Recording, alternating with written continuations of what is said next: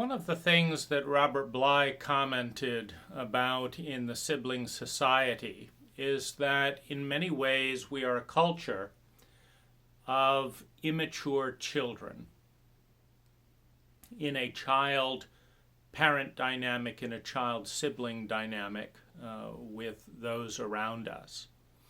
And the question is why? Why are we stuck with more and more grown-up bodies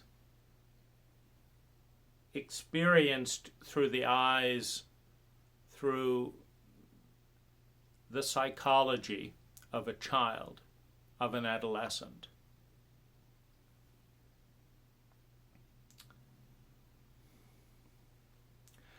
On a personal level, I've been aware that at least 60% of my experience of my emotions have been of a immature, a child and adolescent type nature.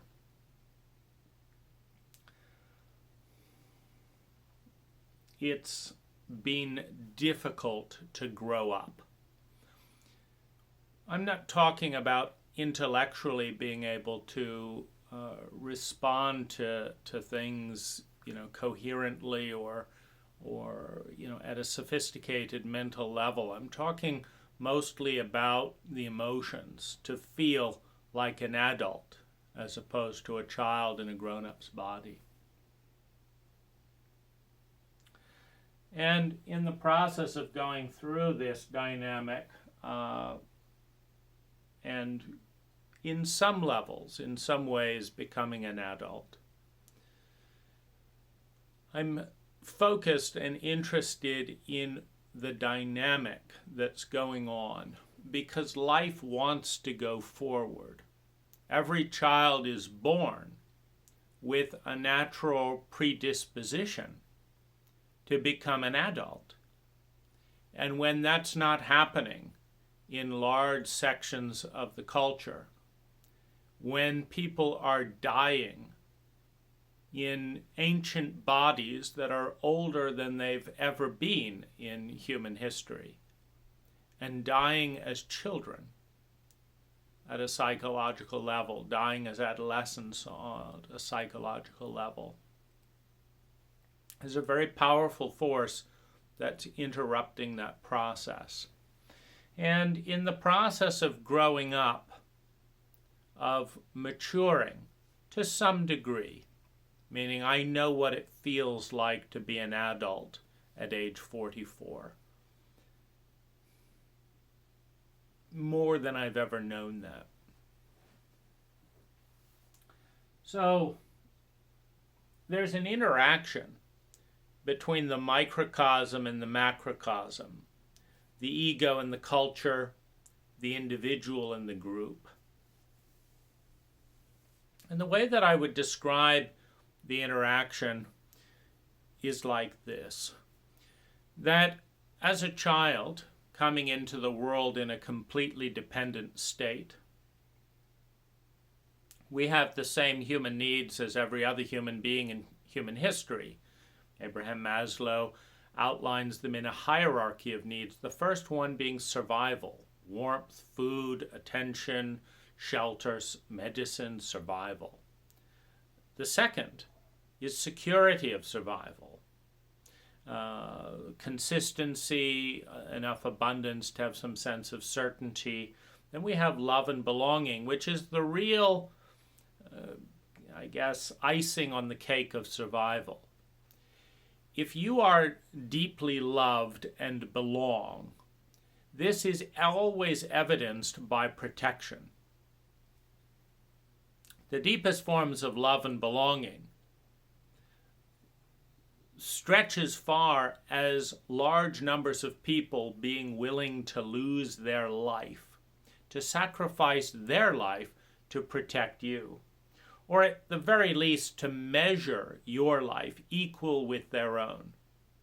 There is no language of love and belonging that speaks louder than sacrifice in the area of shared survival, shared security. If you want to know whether you are loved and belong by friends, by a community, by family,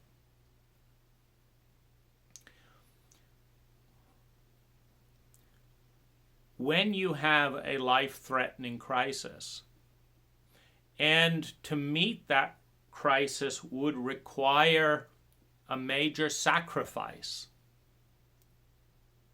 those that willingly make that sacrifice, those that give up a spare bedroom to house you, those that, without thinking, give tens of thousands of dollars to your medical bills, those that take time off work, etc., those that sacrifice their reputations in order to be by your side, are saying in no uncertain terms, in the language of integrity, in the language of the deities of our time, money, time, resources, and image.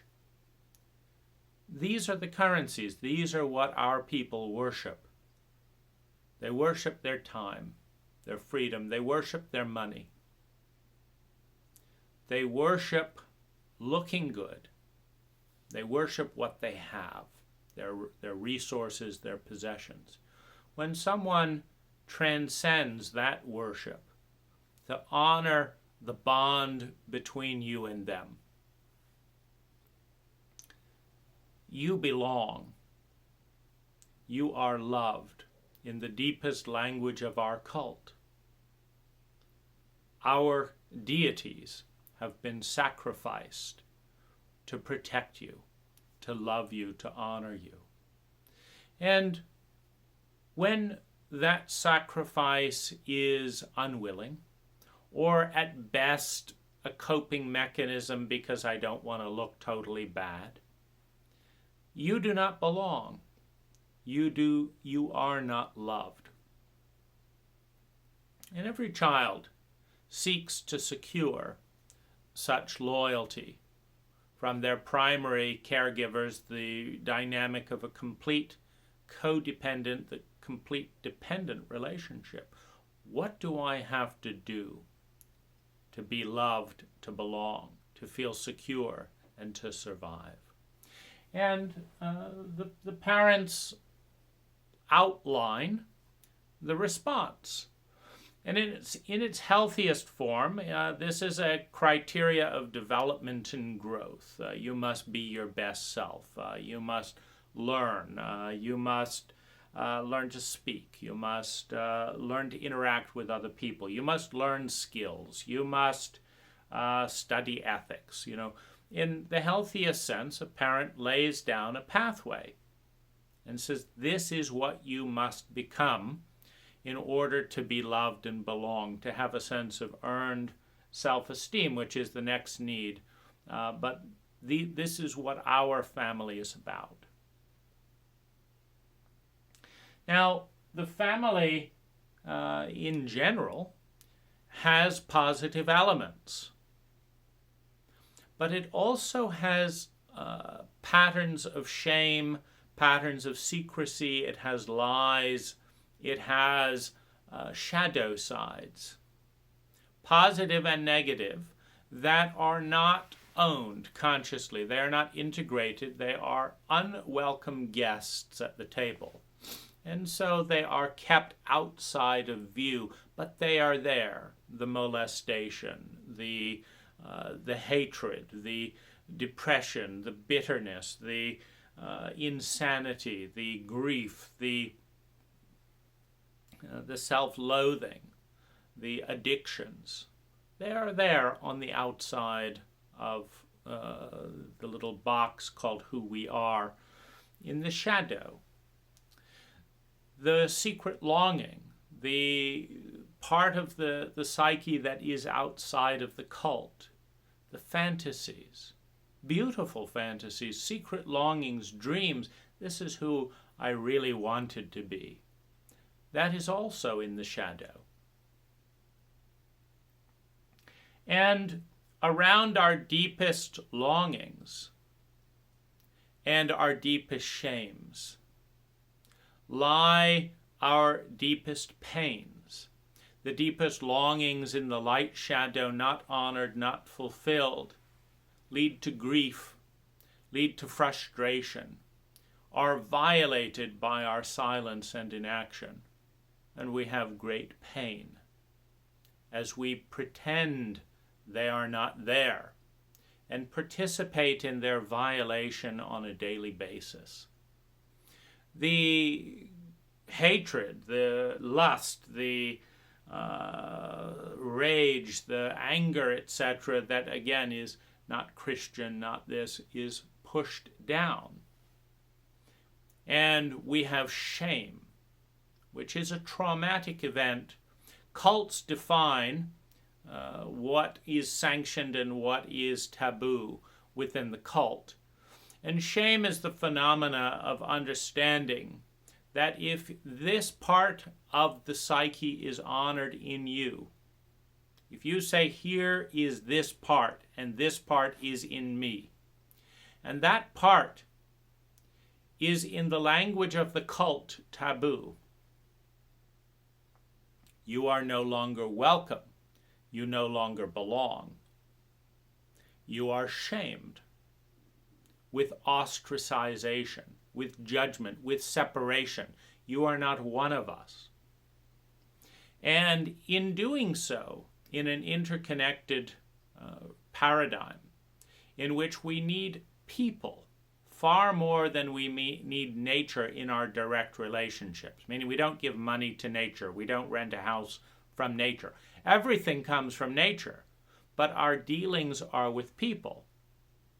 We don't give soil $20 for our groceries. We give people. When we are ostracized and taboo, it is death.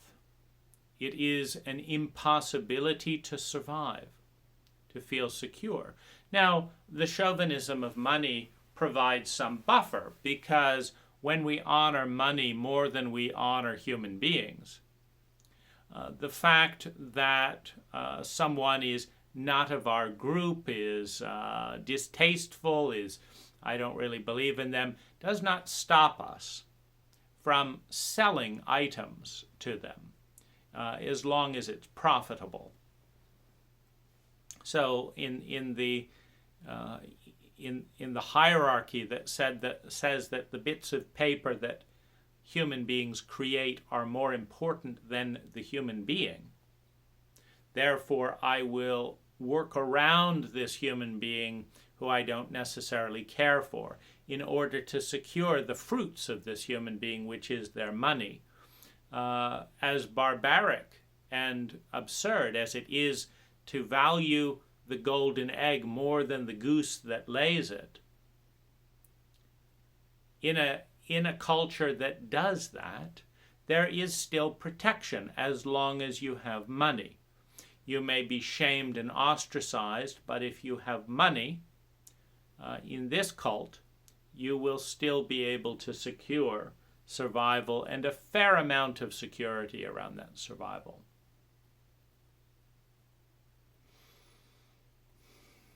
An infant comes into the world needing this, and the parent determines the hoops they must jump through in order to satisfy those needs.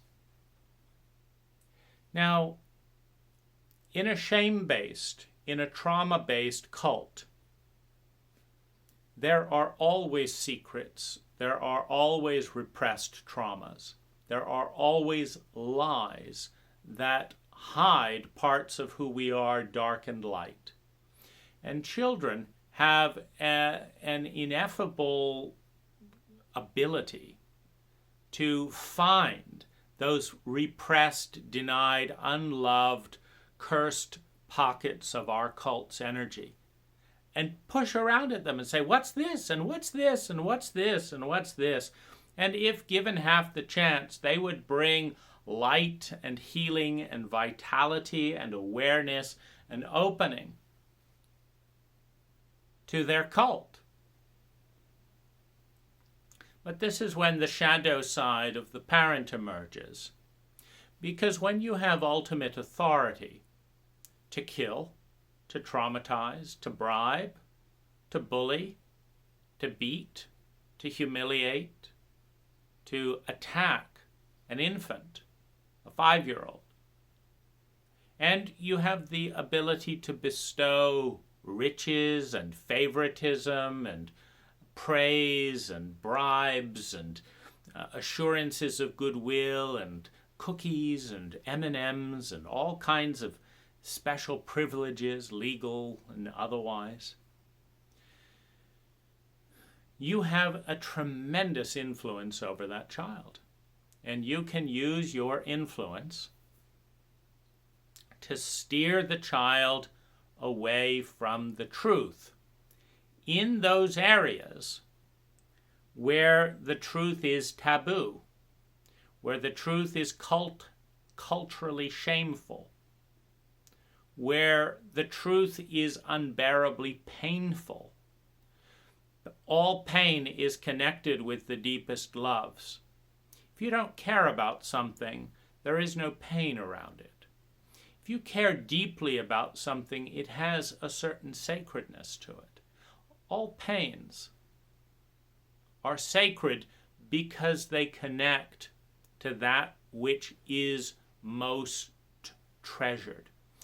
That which is most treasured is that which the strongest feelings, dark and light, cluster around. All intense emotions lead back to the sacred. Hatred doesn't exist unless there is something that is loved, something that is desired, that is violated. Love, passion doesn't exist unless there is something there to be loved, to be passionately sought.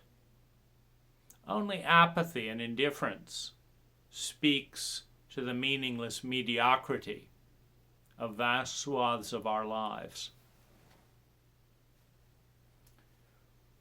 When the parent wants to hide from their pain, wants to hide from what is sacred, and all life, all vitality moves to the strongest beat.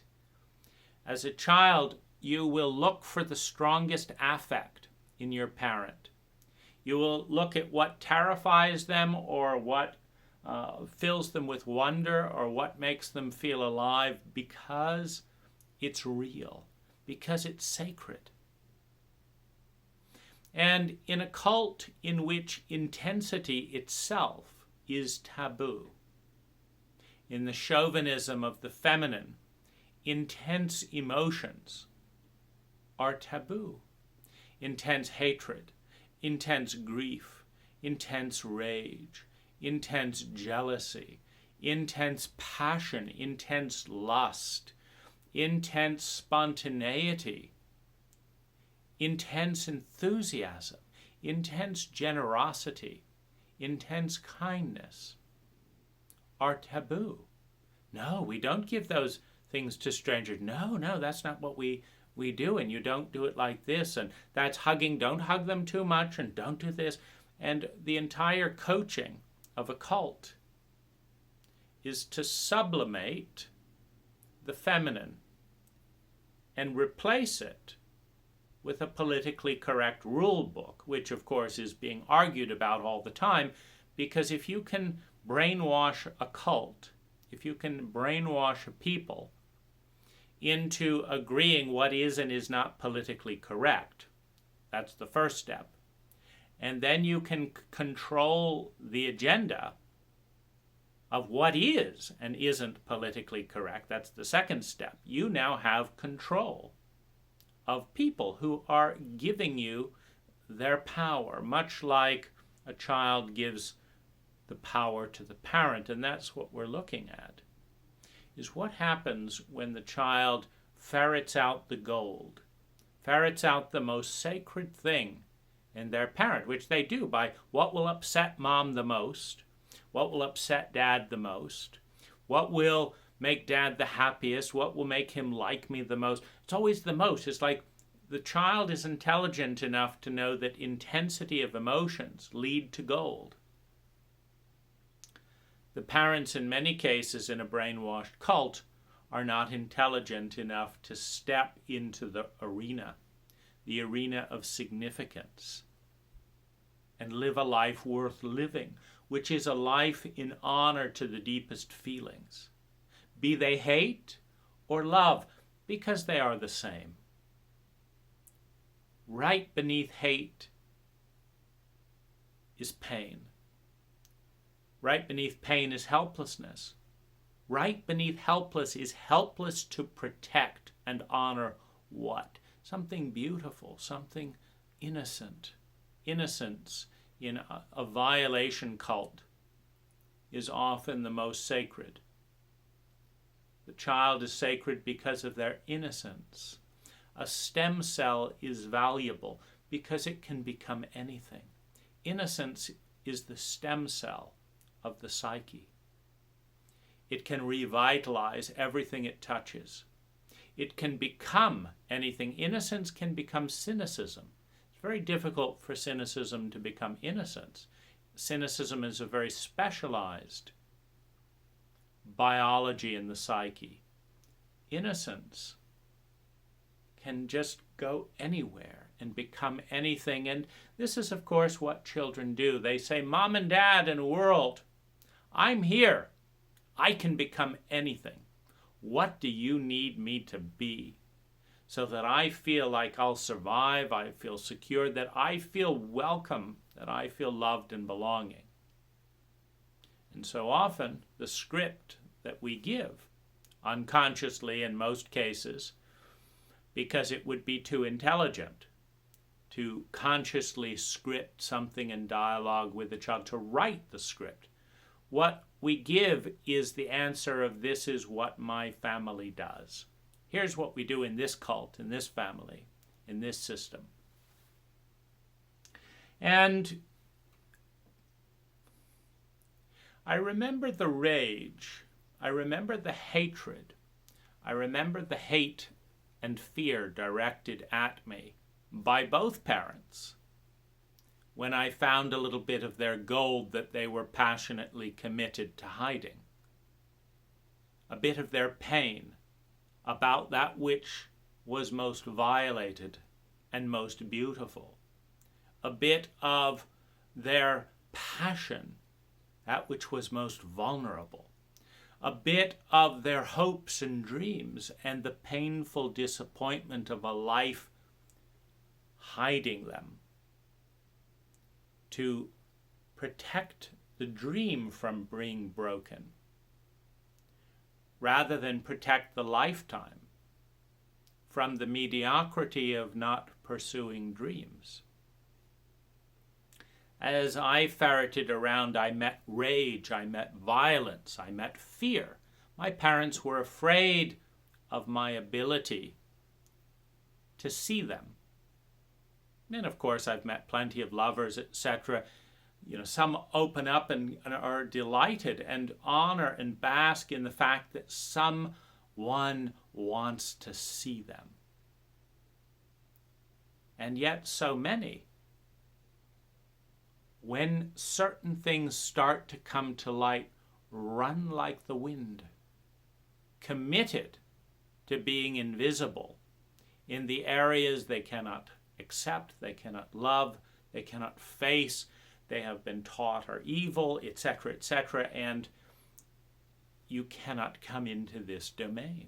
This relationship exists predicated on a set of rules and a set of lies that say you don't get to look here. These parts of me will not be honored. And when parents fly off the handle in explosive rages, when a giant hurls a 5-year-old, a 3-year-old to the ground, when the hate and the disgust in a parent's eyes that flash involuntarily on their face hits an infant and they get the message, don't look here, don't see this, don't know me in this domain, the child is met with shame. The part of them that knows, the part of them that sees, the part of them that loves enough to know, to understand, and to see and to touch what is most real in the parent, becomes traumatized with the message, we will kill you if you move further in this direction. My mother talked about a time when I was 3 where she didn't understand it. But all of a sudden, she exploded in rage and threw me to the floor as a 3-year-old. And then she felt great remorse.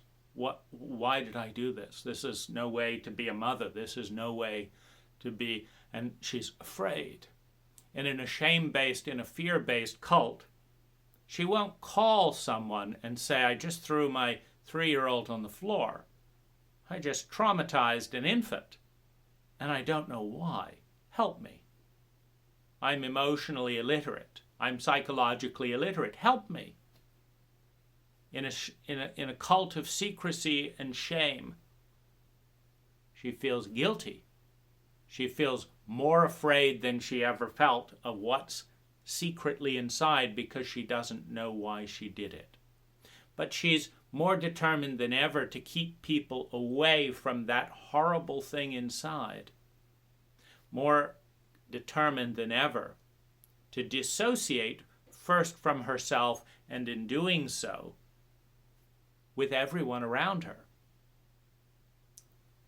Now, at certain levels of shock, the child gets the message. It's not safe to see and to know. And so they start adapting away from authenticity, which evokes and touches on the authenticity of the parent. They start adapting to what is welcomed. And my parents were so relieved when I became naughty, when I became normal, when I became less emotional, more like a boy. That's how boys should behave. They should be rowdy and run around and scream. They should do this. And there was such a relief. It was such a relief because this had nothing to do with their taboos, nothing to do with the psyche. This had nothing to do with seeing them. In fact, it distracted them from their own feelings. It was so lovely. And so I began to get bribes. The hostility, the hate, the fear migrated into preference, into praise, into belonging, into sugar, into addiction, into a sense of this is what should be happening in this family, and this is who you should be at this age. Now, when you have all of this pleasure and all of this pain, humiliation, disgust, trauma, hate, violence, withholding, and fear on the other, there is a very strong path because the parents are giants, because the parents determine whether the infant, whether the child, whether the adolescent survives. Do they get food or not? Are they strangled in their sleep or not? Does someone remind them to put on their seatbelt before a fatal accident or not? Does someone care about them in meeting their needs? And the condition in a shame-based cult is you will receive pleasure when you avoid the areas in my psyche that I'm afraid of, that I feel pain around, that I feel shame around, that I feel fear around. If you evoke those parts of me, I will hurt you. I will humiliate you, withhold things, traumatize you, hate you, violate your boundaries.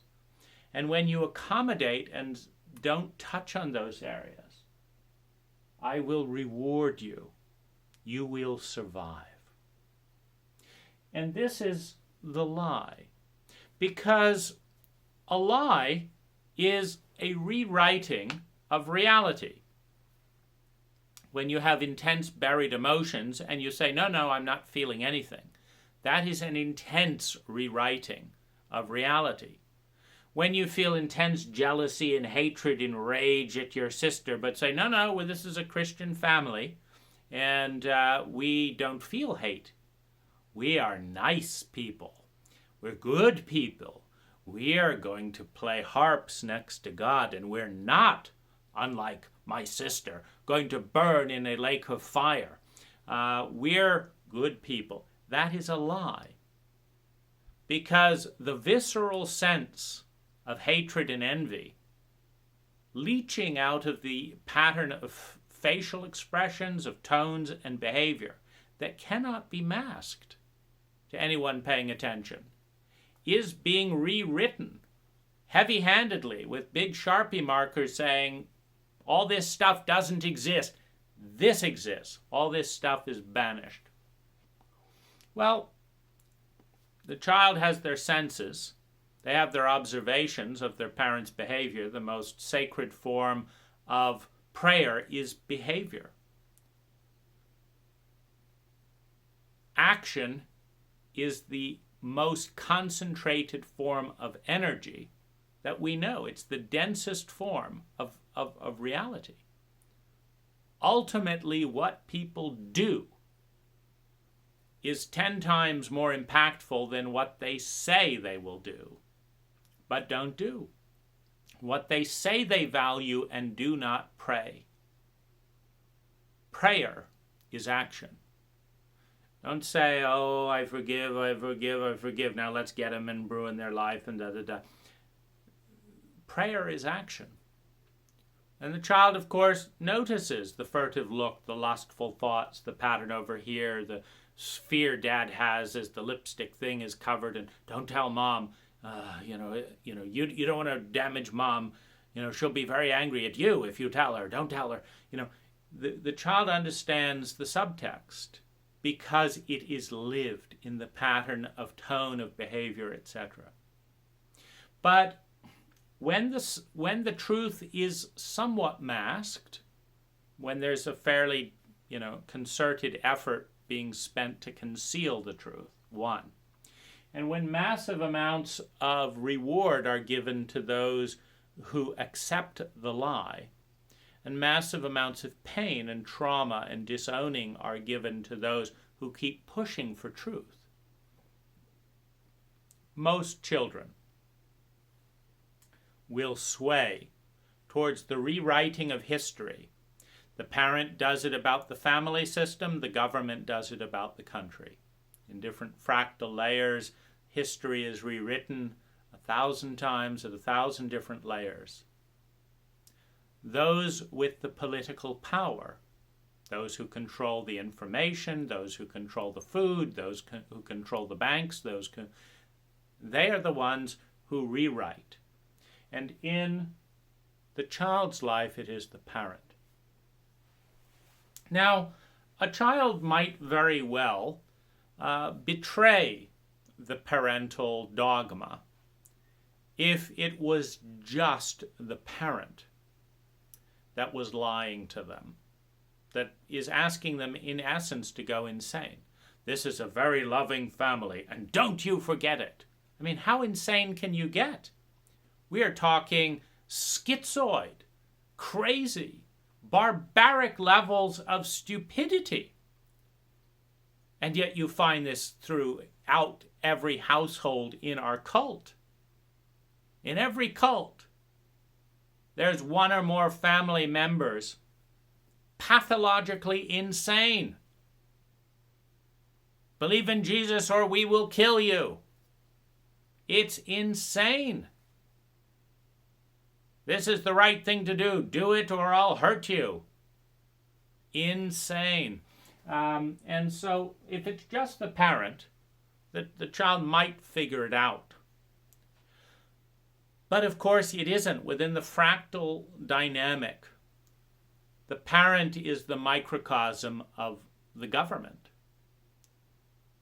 The government is the macrocosm of the ego. Within the ego, there is a paranoid, deceitful, hungry for power, terrified of the world identity that is determined to try and control what does and doesn't affect us. I don't want to hear that. Don't tell me this. That's the way it is. My way is the right way. All this stuff. The traumatized ego is a paranoid ego. The paranoid ego is in a variety of ways unhealthy and insane. The paranoid ego of the individual is represented by the paranoid ego of government. Because who becomes the government? The same paranoid egos inside our head don't just vanish when you're elected president. It's just rather than running your life, they now run a company. They now run a country with the exact same programming as we used to run our own lives. If the only way to get a sociopathic brother from beating the shit out of you was to bribe them with sex, get them a nice girlfriend or lover or whatever, and kind of show how you can be useful, and you survived with contracts of usefulness and bribery, pleasing your abuser, well, you get into government, you'll look around to who's the biggest bully in town, and you'll try and be useful. Great Britain with the United States in the Iraq War. Did Britain need a war with Iraq? But when the biggest bully in town is going to give nice little kudos to the dog that comes and does what it's told, nice little preferential treatment, you get the Mars bars, you get the bag of M&Ms, you get first dibs with this. Only if you appease the bully. The exact same dynamics in families and individuals play out nationally and internationally. And it is absurd, it is insane to expect a country to behave with more honor, with more integrity, with more sanity, and with more consciousness than the individuals in that country. When a country is filled with individuals who are committed to not seeing this and that, and not doing this and hiding and doing this and breaking the law and cheating on their taxes and this and that, and then suddenly you're going to elect those individuals, and they're going to be dignified leaders of intelligent society? Of course not. The one informs the other. The one relates to the other. But from the child's perspective, for example, I went to Waldorf school. And Waldorf schools, like most organizations, are starving for money. Oh, how can we get enough students to come to our school so we don't go bankrupt? We can't give the teachers a raise because of this and that and the other. They're desperate for money. Who has the money in a Waldorf school? The teachers, the children, or the parents? The parents do. The school is currying favor with the parents. So what can a Waldorf or private or alternative school offer the parent? Well, one of the things they can offer the parent is by telling them what great parents they are.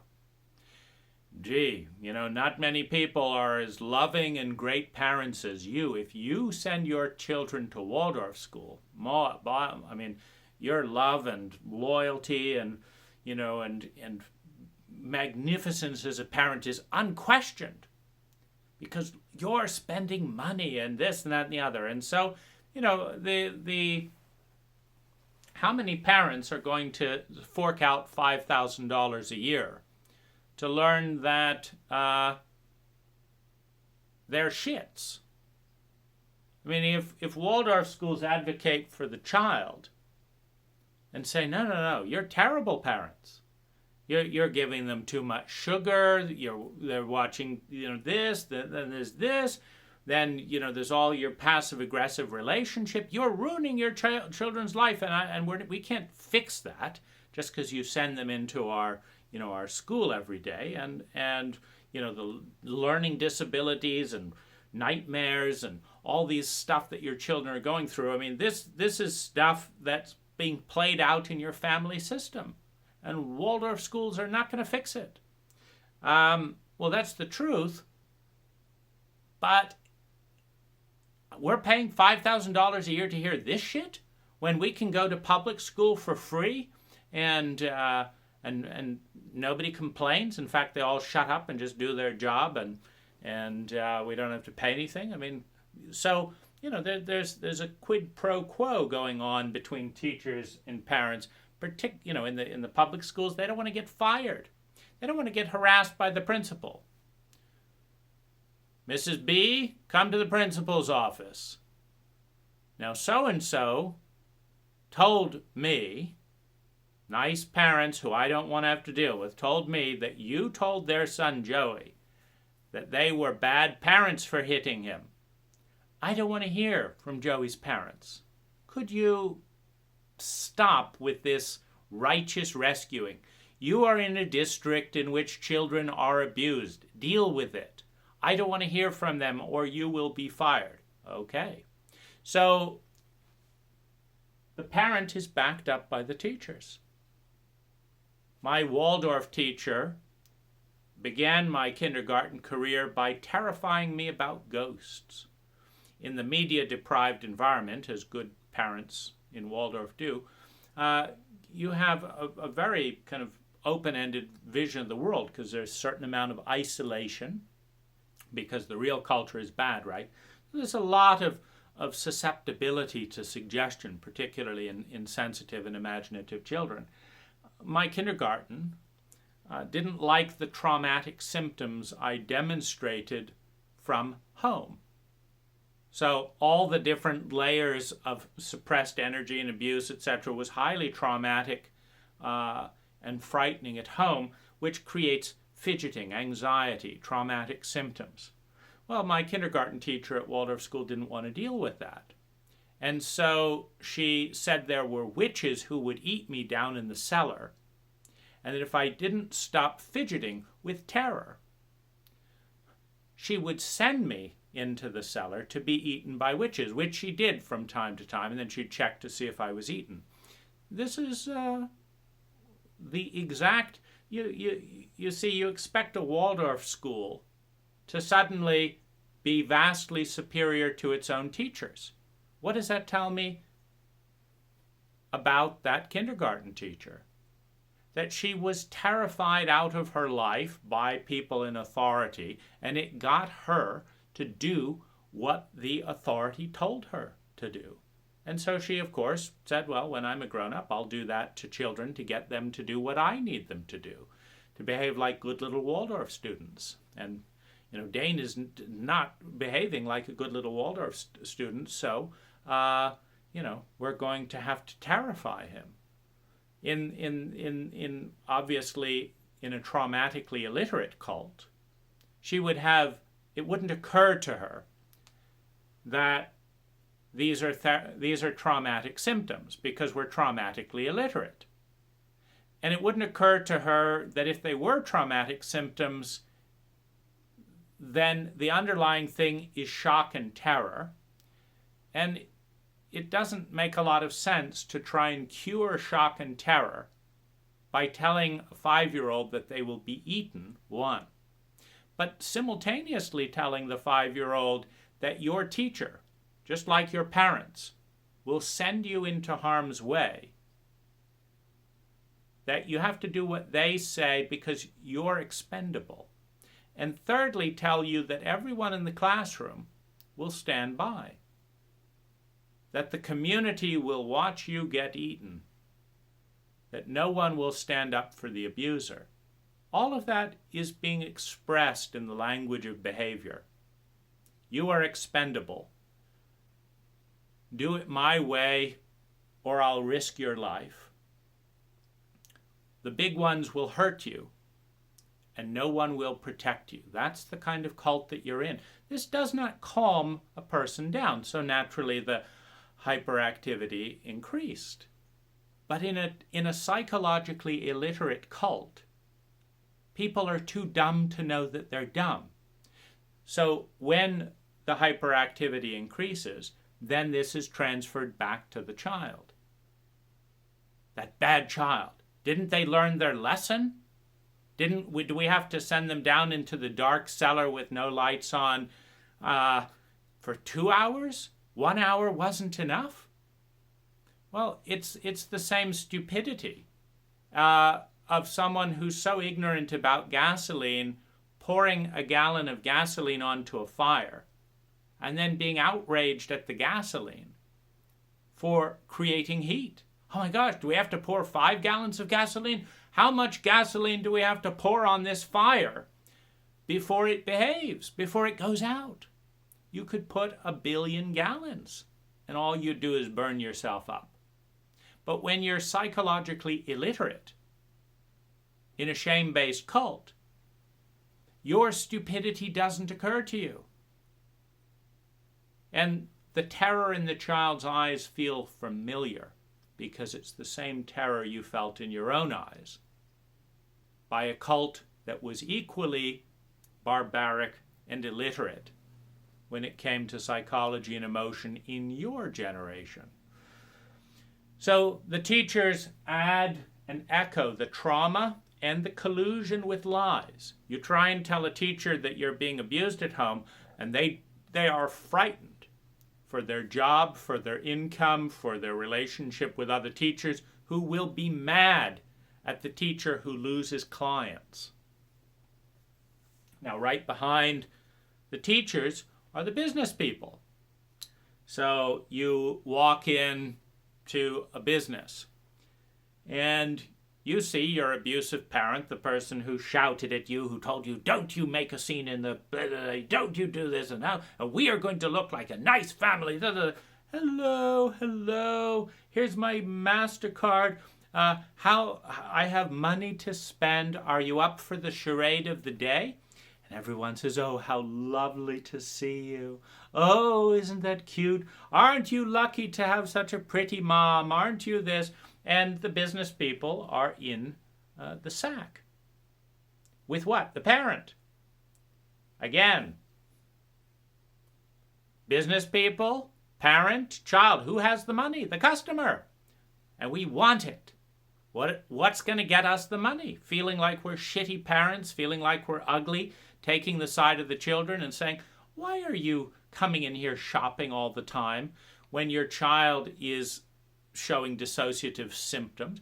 If you, as a clothes salesperson, maybe you happen to be one of the 2 to 5% of the population that is minorly trauma literate, and so you notice you've got a traumatized child in the care of a sociopathic customer, and the customer has a gold card.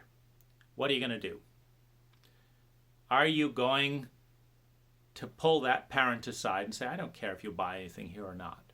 I want you to read this book by Bessel van der Kolk on trauma.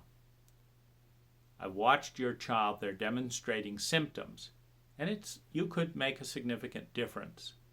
And then, okay, let's say the parent needs to put on a show, they want to buy the dress, so they say, oh, thank you so much. Well, then are you going to remind them? Infuriate the parent. No, I'm not going to read a fucking book on child psychology. No, I'm not going to pretend, that I don't know what I'm doing even though I haven't received a fucking single ounce of training. No, and I am not going into this fucking business again to be harassed and made to feel like a shit. Go fuck yourself, and I'm taking my business next door. Well, you see, the child witnessing that might learn, aha, someone cares about me more than money. Someone knows things that my fucked up parent doesn't know. They're noticing the abuse as well. A recommendation was made for free. Mom didn't get the book. She didn't want to read it. She didn't want to know it.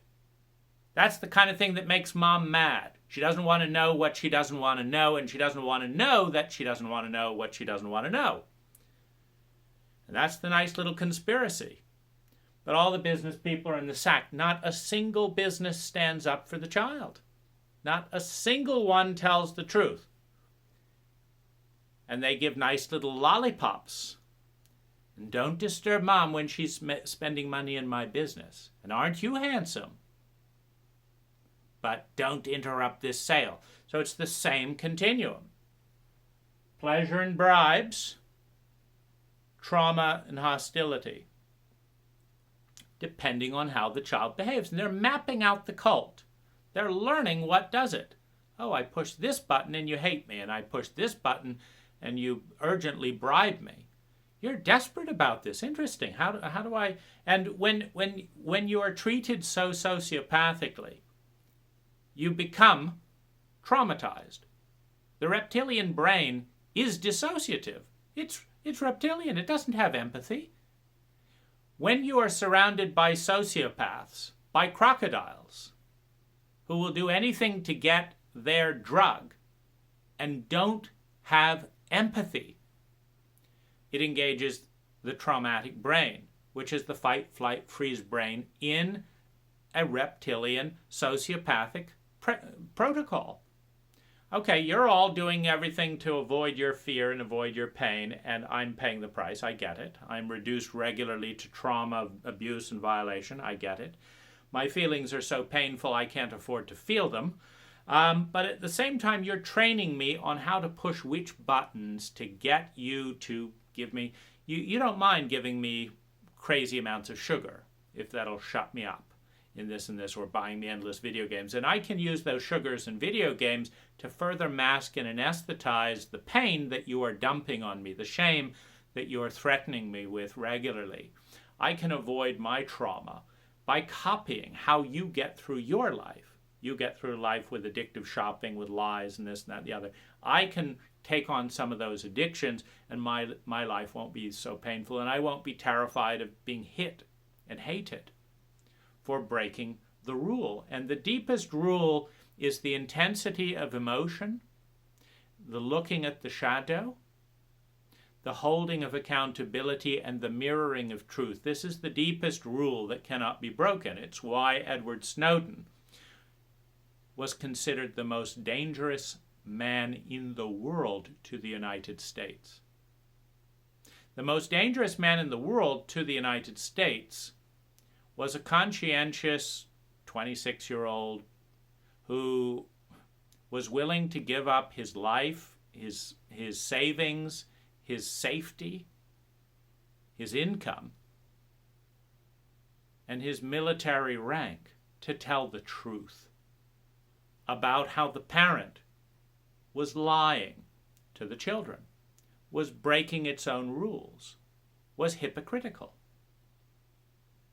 And this was the most dangerous person in America. Julian Assange, the most wanted journalist in America. Why? Because he's told the truth more. About what? About the shadow. Going into present time in the conflict with the Human Awareness Institute facilitators. The most dangerous person in high. The one who will tell the truth about what's going on behind closed doors by supposedly healthy, ethical therapists. It's terrifying. And it's a very fascinating process to watch at every level of the fractal pattern, at the family level, at the therapeutic level, at the community level, at the national level. The commitment to hide the truth. Now, right behind the business is the government. Now, why did the government lie to the parent and protect the parent? Well, what do Americans like to elect? We're the greatest, you're wonderful, we're wonderful, we're the greatest country in the world, we'll always be the greatest country, no matter how dumbly we behave, we will just be great anyway, just because we said it, we're great. You know, we're not going to say what we're the greatest at, because that could be a little bit dicey. Are we the greatest at making fat people? Are we the greatest at depriving children of parental paid leave? What exactly are we the greatest at? That's difficult, but it doesn't matter. We're just the greatest. The greatest. And we're definitely the greatest at being the greatest, just because we said we're the greatest. Just like our parents. We're fabulous. We want you to know we've loved you. We've done our best. You're a very lucky child. We're the greatest. This is a great family. Isn't it wonderful? This is a great town. This is a great city, a great country. And don't talk about so-and-so. Uncle Phil is not part of this conversation. And those homeless people under the bridge, we're killing them off as fast as we can, but we are not talking about that. Don't be ungrateful. Come back and do what you're told. So you have the government as the ultimate parent. And of course we project it onto our deities. Schizophrenic, bullying, insane, sociopathic. All things reasonably connected with the Old Testament. Allah, many, it's like, absolutely absurd. Including the silent treatment. What's everyone's dread? It's like, what's Dad thinking? Why isn't he telling? What's he gonna do? Why won't he just tell me what to do? Why won't God pick up the fucking cell phone and say, this is the will of the Lord? No. That's not what sociopathic bastards do. They sit around making up rules in their own head, and when you don't follow them out, they hit you or throw you into a lake of fire in this case. So the child is hit simultaneously with government, business, teachers, and parents. Now, if the government tells the truth to the parents or advocates for the child, that person is a rare person. And that person doesn't get elected. Why? Because Americanism is all about feeling great without any particular substance. We're the greatest because we're the greatest. And that's good enough for me. It was good enough for my parents. It should be good enough for you. And we don't want to have to actually discuss, like, do the Japanese have a better diet? Do the Danish have a better healthcare system? Are the Danish people better educated? Does Thailand do a better job of housing its homeless or not creating homeless in the first place? Or what about Iceland? Or what about Canada's per return on investment for medical expenses about half the cost? What about this? Or what about this lovely group on the way over to the Americas that we butchered for gold? They had a much more peaceful maternal relationship. It was a matriarchal thing where the woman owned the property, and there was a lot less violence, no police force, because there was a lot less violence. And what about, what could they have taught us? And what about the Native American Indians, who didn't seem to have homeless people there either, who seemed to live in a sacred world, who consumed 1,000th of the natural resources per person than we do, and had less depression in their cult, in their culture, than we do. Less self-hatred at 1,000th unit of resources. Well, this involves thinking. It involves truth-telling. It involves referencing data that is taboo. We cannot teach the children the truth. This has to be stricken because we are the greatest, because we said we're the greatest, and don't look over here. And then you have a little bit like the people's, history of America and, a few little rule breakers, but we're never going to elect them as a culture because it makes us feel bad. It's much better to say, hey, cocaine is good for your health. Back 100 years ago, that was the theory. Just add a little bit of cocaine. It makes you feel better. Doctors were prescribing it. Coca-Cola really did have coca in the cocaine as well as the coca plant. Now it just has the coca leaves. Coca-Cola is the only company able to import large volumes of coca leaves into the United States, grandfathered in because it's made a lot of money and given political donations. It's paid its bribes to the governmental parent. Because the governmental parent is no different than the parent to the child. The one who gets the bribes and the one who gets traumatized and abused has a lot more to do with the one who is most authentic and the one who isn't paying their way in secrecy. You know, the child that learns that mom feels very sensitive about her weight, but she keeps getting fatter in a culture that eats carbs, dairy, sugar, alcohol, and is highly emotionally illiterate and highly traumatic, and doesn't do anything to heal that. So she keeps getting fatter, but she's very sensitive about her weight. So, oh, you look lovely today, Mother. Oh, good. Let's share some cake together. Let's do this. Let's go on a drive, and don't tell your brother. He's so negative. You know, he wouldn't understand that we're trying to lose weight as we go to Dairy Queen, because he's not like you and me, who lie about what's going on. And so it's broken down by loyalty to the shame, the grief of the oppressive family system, rather than loyalty to truth, to dignity, to authenticity. And so we marginalize. We turn into minorities many of the people and groups most worthy of leadership. We confuse the role of dominance and power with the actual function of a leader, which is to lead one towards integrity, towards the strength that can only come with integrity, towards the power that can only come with integration. But we're not looking for that. We're looking for a status quo that protects us from the unknown. So you have this huge triangle of weight and this shared protocol of pleasure and pain at every level. And you have, with this huge imbalance of power, because we have mass, we have a phenomenon of mass, all of this mass against this mass, individual. Do I want to do battle with my entire social world, with all the people on the planet? Or do I just want to do what I'm told? Well, it's a terrifying thing to face. One must face death, which is the initiation into adulthood in many ways, because the child expects to be killed for breaking the contract of abuse, and in many cases will be and is.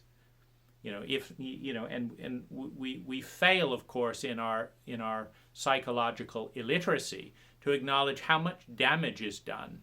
For example, innocence is butchered when you beat a child for telling the truth and tell them that they're lying.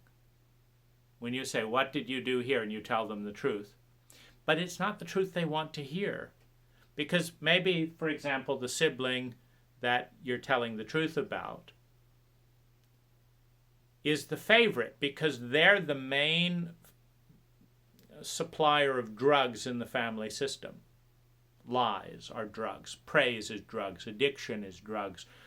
When the sibling who's gotten good at supplying the drugs to the addictive family system is caught doing something wrong, but that might implicate the parents, because why are then they the favorite when they're always the one doing this and doing this and doing this? Why are they the favorite when they're the most out of integrity of the stated ideals in the family? Well, that's a good question, and it's too good for a terrified, shame-based bully, the parent. So you can be beaten for telling the truth. No, don't you lie, you did it, you know you did it, your big brother is a great brother, da da da da, and you're hit, and you realize that your faith in the goodness of the deity is betrayed. They lied, and you think they know it. So why are they beating you? Because they can't afford to acknowledge it. You know it. They know it. The other sibling knows it. But they are so fragile in their house of cards laced with trauma that they can't speak the truth even when they're 5 times bigger than you are.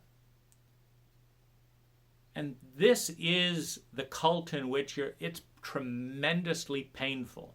The amount of grief one feels when one wakes up into this level of cruelty, into this level of brutality, to this level of hate and self-hate. Because the parent is primarily destroying themselves with their addiction and lies and this and that and the other. They are killing themselves, and they're taking the family along with it. This is a staggering amount of grief, a staggering amount of horror, a staggering amount of rage and helplessness. And when you realize you can barely hold all that grief yourself because you're in a trauma-illiterate cult, you're in an emotionally illiterate cult where nobody teaches you to honor these feelings, they teach you to attack them. You shut down. You become dissociative. You go numb. And the part of you that tries to survive back at level 1 says, what do I have to do to get the pleasure and avoid the pain? And the parent says, whatever I tell you to do. And the underlying rule is, I will do whatever I have to do so that we never talk about this. We never see this. This is never acknowledged, and this is never honored. As long as those 5 tenets or so are honored, anything else is fair game. We'll rewrite the rules. Journalists are protected. Okay, we'll call Julian Assange a terrorist operation. Now we're conducting a war on terror. So now that we've relabeled WikiLeaks as a terrorist, organization, not a media conversation, because he drops bombs on people, right? He doesn't tell the truth. WikiLeaks has never been found out to be wrong in 10 years. And they've exposed all kinds of corruption in the big bully, in the big daddy, right? America primarily, because America is the parent. It's the one spending 25 times more in military to what? To intimidate. Why? What is the issue? Why are we doing this? Because the number one thing is the truth cannot be known. And it has got to be imposed by fear and by force. And this is the archetype. This is our archetype. This is not America. This is our ego. Oh my gosh, they're awakening to feminine states. Oh my gosh, that'll get us ostracized in our chauvinistic cult. But shut it down, shut it down. No, you're not. You're this, you're this. We have an ego that lies. It lies at a big scale, it lies at a small scale, it lies in the words of our parents, it lies in the words of our teachers, of our government. It lies in our own head. This is how a shame-based ego with faulty beliefs survives. And there's the child, terrorized by the ego, forced to play game to meet its basic need to survive. Now, when you are brainwashed into basically following the crowd so that you don't get beaten and stampeded, so that you feel some dignity and sense of love and belonging, when you have been brainwashed, you have agreed to relate to the world as a child. I will do anything you ask, just don't make me feel the pain you have now given to me to carry. Don't make me feel your pain that you have passed on to me, your shame which you have given to me. What do I have to do to avoid that? And that's when the whipping game gets out. You have to do this, then you have to do this, then, okay, I'll do it. Out of fear, out of shame, out of fear of pain and fear of shame, I will do the most inane, cruel, and stupid activities simply to dodge the bullets that are too heavy, because this mass, descending upon this mass, dissolves, traumatizes, dissociates, divides and fragments, ruptures the psyche of a child. It's too big for one child to say, no, I'm going to tell the truth, and be hit, and be hit, and be hit, and then be hit some more, that you're not caving because I'm hitting you. I'm going to hit you some more, you fucking son of a bitch. Cave in like everyone else. I'm going to kill you. At what point does an infant let go and say, fine, I'll join the cult. I'll be an idiot, just like you. And I'll even make it comfortable for you by not pretending I'm an idiot. I'll say, we'll call it intelligence. That's what we like to do, right? We'll call it intelligence.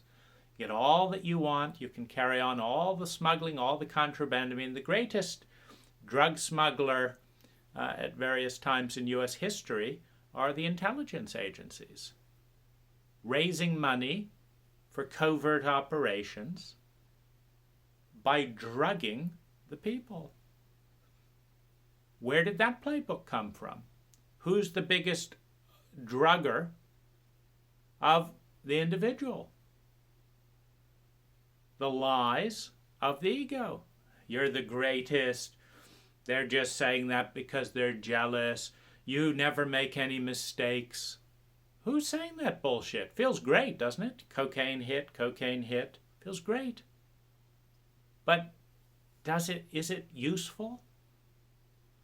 When you're doing all kinds of damage and stupid, bizarre actions that aren't leading anywhere good for you, the planet, your family, your body, anything? Is it really useful to say, oh, you're the greatest, boost, carry on? Or maybe to question and break it apart and think. Well, it's very unpopular to think. Just study, fill out the questionnaire, get your grade point. You're not here to think. You're here to learn rote memory about inane subjects in an inane way. And rather than tell you the truth about that, we'll just call it an education. So the brainwash protocol, the child lies. At the age you agree to stop looking, to stop thinking, to stop seeing, that is the age that you stop maturing psychologically. At the age you agree to lie in order to make your parents comfortable, that is the age you cannot afford to be an adult. We have a culture of children because we have a culture of trauma and shame, which hits many people preverbally. Other people verbally and preverbally, other people in adolescence and stuff as well. But it keeps knocking them down, saying, don't rock the boat, don't question authority, don't question the status quo. However insane, we're conducting a war on terror by terrorizing entire countries, dropping bombs on weddings, flying drones. Let's terrorize the world as our way to end terror. What a great idea. Why didn't I think of that? That's the kind of thing Mom and Dad would do, wouldn't it? They slapped everyone for not being Christian. It's the same approach. Isn't it wonderful? Of course, everyone should turn the other cheek except them. The hypocrisy not appreciated to draw to attention. Little candy cane for the person who shut up about it. Slap in the face for the person who brought up the hypocrisy. The hypocrisy continues. How does someone wake up? Well, first of all, you face death. Because when you stop growing emotionally as a 5-year-old, as a panicked 6-year-old, you feel like you're going to die. That's why you agreed to shut up and went along with the program. you feel you're going to die. That means facing death, because the 6-year-old doesn't understand you're not 6 years old anymore. That's why you're still scared of reality. You haven't grown up because you stopped thinking, you stopped seeing, because that could get you killed. So you're stuck in that little cocoon to protect the abuser, to protect mom and dad, to protect the government, to protect the status quo, all the people that get uncomfortable with change. Protect yourself from the trauma of not knowing when the next shock would happen, but noticing that it calms down a little bit if you put on the blinders. You have to face death. Once you can face death, then you can see again. There's no incentive not to see, but there's a learning process. And everything you see brings up grief and brings up pain, because that's how long you've been separate from yourself. Everything I saw about the Human Awareness Institute, about my parents, about my government, about my community, about my lovers, about myself, everything I saw as I looked into the eye that said, "We will kill you if you see these things." Everything I saw was painful, was traumatic, was filled with grief, sadness, separation, loneliness, hopelessness, helplessness, despair. And that pain unanswered by a cult colluding with silence and denial turned rapidly to hate as an anesthetic, as a way of holding that level of pain.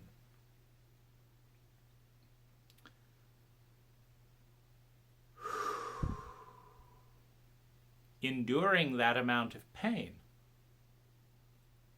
is the single most difficult thing that I've ever done, and is the facing and transcending of death that is necessary to move into adulthood. In more intelligent cultures, it's called initiation. And in some way, one faces the underworld, death, trauma, and discovers the you that is bigger than that. And in many native cultures, you are not considered a safe or rational person until you have moved out of cult dogma through death and are coming back from a larger sense of self with wisdom that comes from outside the cult. This will revitalize cults willing to be to be alive and to grow. But it challenges and terrifies dogmatic, static, dying cults that would rather die like most cults before them, rather than face the unknown or deal with change. When we understand the load, the anvil, and the weight on that anvil pushing down on the head of every one of our children, don't think, don't grow up, don't feel, don't tell the truth, don't disobey, don't cause chaos. For God's sake, just keep it. If you have to think, and do it privately, don't rock the boat. This anvil, with thousands upon thousands of psychic weights, of pleadings, because there's a great fragility behind this anvil of denial, etc. It says, please don't tell me the truth, I can't deal with it. So we're all going to gang up and try and silence it by attacking this little kid who isn't afraid of the truth, because they know something dying cults don't know, which is that the truth is never the enemy.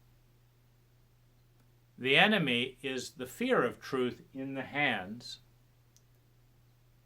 of abusive power. if someone is afraid of truth and they don't have parental legal authority, like why does the parent, children can't vote, they're not given a census, they're kept out of power. All kinds of theories are put forth about how they don't how childhood traumas are no big deal, etc., so that we can traumatize them with no poor feelings about it.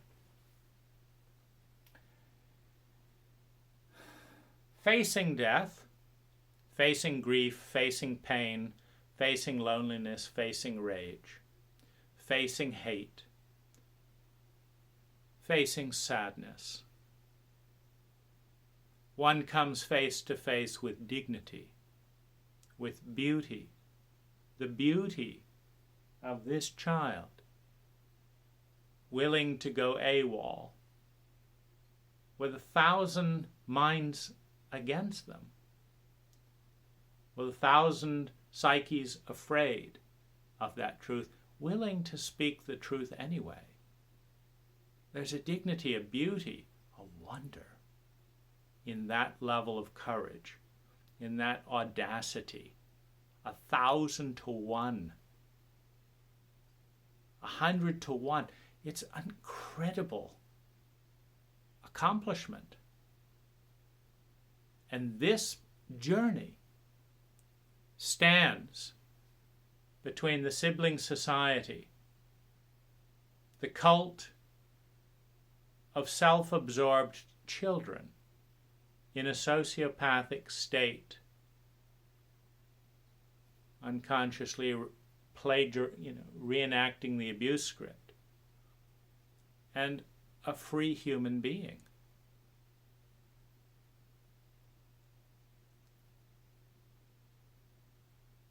The pain is incredible.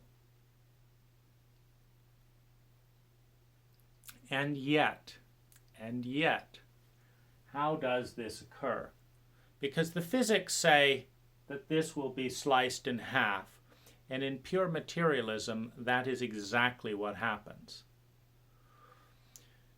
But the human domain is an incredibly tiny domain in the larger fabric of being, in the larger fabric of existence. Just like the Earth is a very, very tiny part of the universe, and the universe a very tiny part of the multiverse.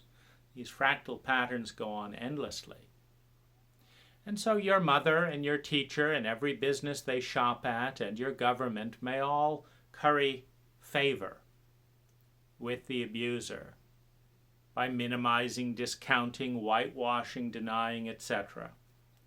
No one may once in your life tell you the truth about what went on and how it has affected your biology, your psychology, and your future. Most people may be content with lies. But the same facing of death parts some of the veil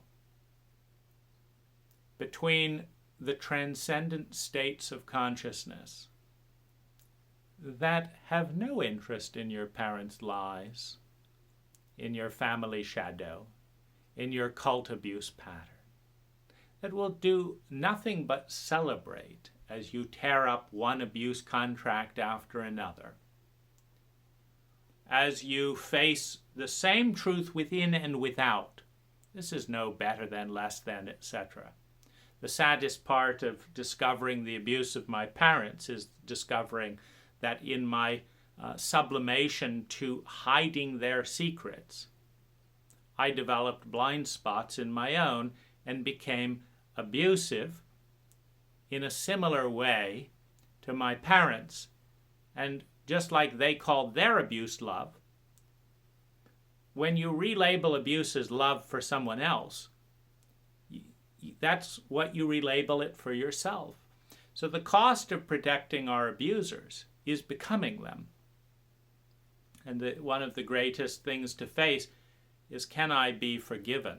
Can I forgive myself for the pain I caused to others in living the lie that it was demanded that I live in order to survive without absolute pain and loneliness in a way that I didn't understand? can I see the way I have abused myself to make my abuser more comfortable? The way that I have abused my abuser in feeding their addiction and starving the self in them that is too frightened to come forth and speak of the truth.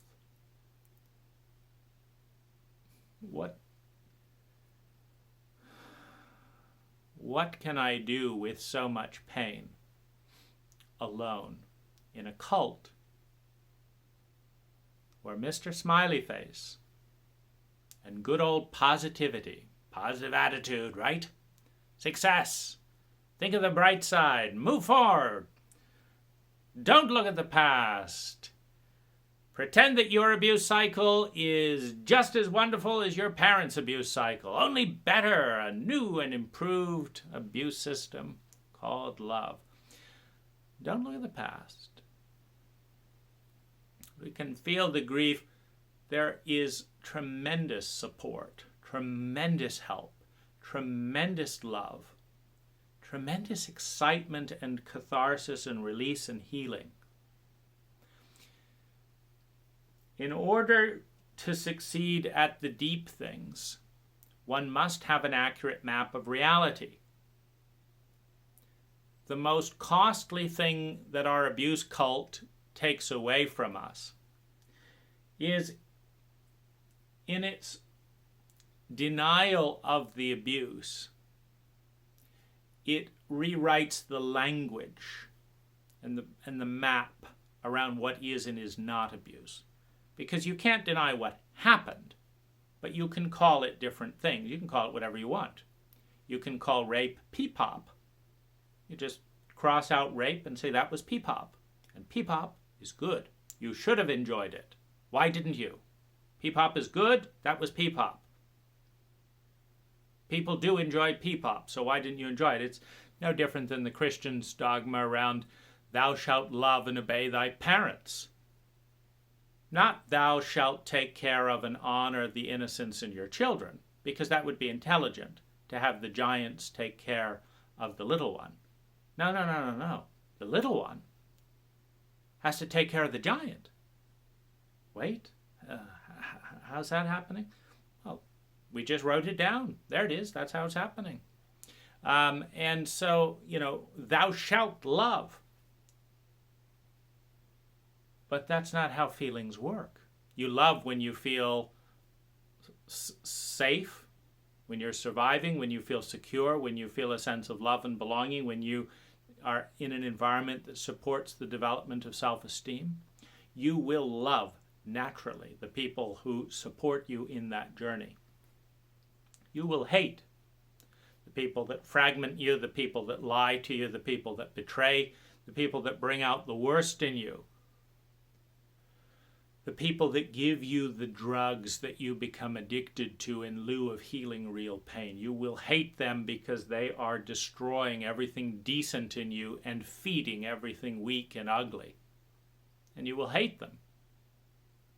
But when your parents do that to you and you are commanded to love them, it's very much like making a pancake batter, dishing a pancake into a pan, and then saying, why aren't you a souffle?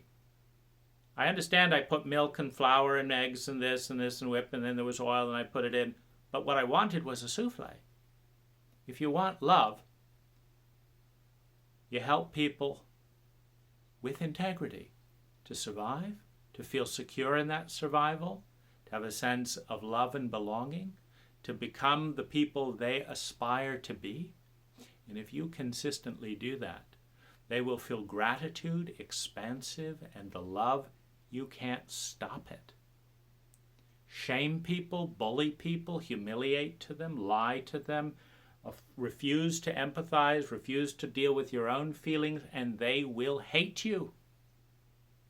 You can tell them they shouldn't, but you've produced it scientifically. The human heart is a scientific instrument. It gives readings based on what gets fed in. You don't shout at a calculator. If you say 2 plus 4 plus 6 plus 8 plus 9 plus thing should be 2 million. So why are you giving me this? If you put a rose in the dark shade and don't give it water, and it dies, only an idiot shouts at the rose. Feelings are like roses. You can grow them, and they're always growing a feeling. There always is a feeling. It's just which one is produced by which algorithm, which environmental context. Only the crazy want to punch in 2 plus 2 plus 2 and get 2,084,000. But that is the insanity we are asked to take on, to feel ashamed that we don't feel gratitude for our abuse.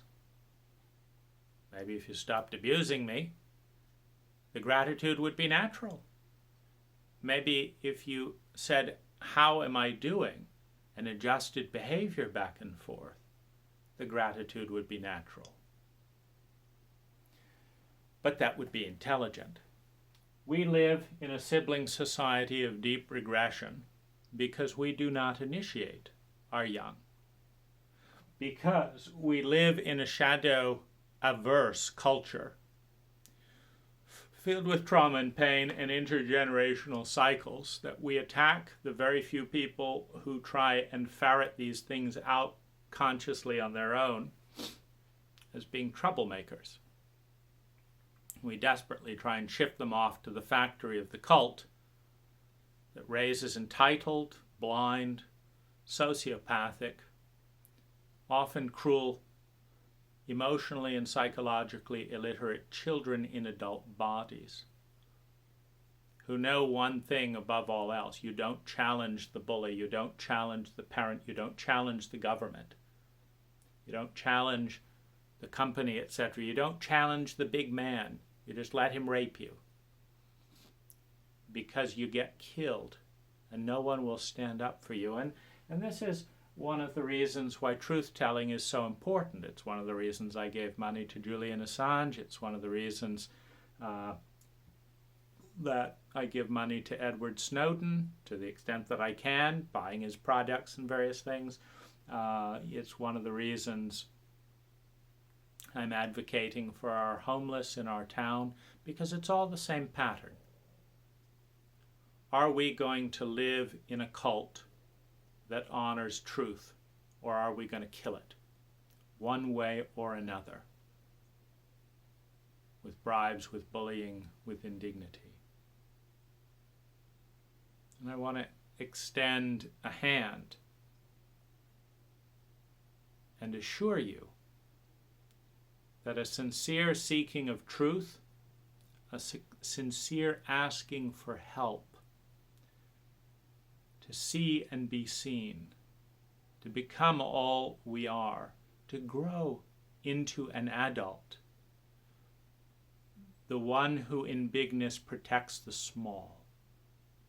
You are an adult when you love and adore your inner child, and do not shame and blame it for your mistakes and for your misfortune. You are an adult when the strongest and most intense pain, grief, or love in the room is something you intuitively attune to and honor. You are an adult when you tell the truth to yourself and tell the truth to those you engage in. You are an adult when you understand the parts of you that are bigger than the cult to which you belong. And when you become conscious of the witness, looking through the box of these senses and the video game of this life, to find the eternal truths, the truths that exist way beyond this limited egotistical consciousness, the harmony, the beauty, the abundance, the joy, the preference, the gratitude, the love, the awareness, the grief, the completeness, the cacophony of complexity and beauty. you are an adult. When you understand how small the human fabric of consciousness is in that larger framework. And when you step beyond the materialism and bigotry of our age to value the felt love, the felt leadership, the felt joy of consciousness that is all around us, blocked out by the density of a black bag with a few little pinpricks to let in a tiny bit of light through very sophisticated cult and lingual filters that turn so much of the beauty and goodness around us away, and that has many of the energy forms that come towards us seem frightening, terrifying, ugly, because that's how it shows up by the time it gets through the lenses that we have erected as a species through which to engage with one another and the larger reality. It's all about truth. Whatever pain, fear, trauma your abuser caused you, the biggest price is the warping of reality and the agreement to see the reality through the abuser's eyes and not through our own eyes. As Vader says when he takes off the mask, let me see you at least once with my own eyes, not the eyes of my cult, not the eyes of my language, not the eyes of my abuser, the inner abuser or the outer abuser, but through my eyes. Who is the one that came here to witness this journey? And what do they see?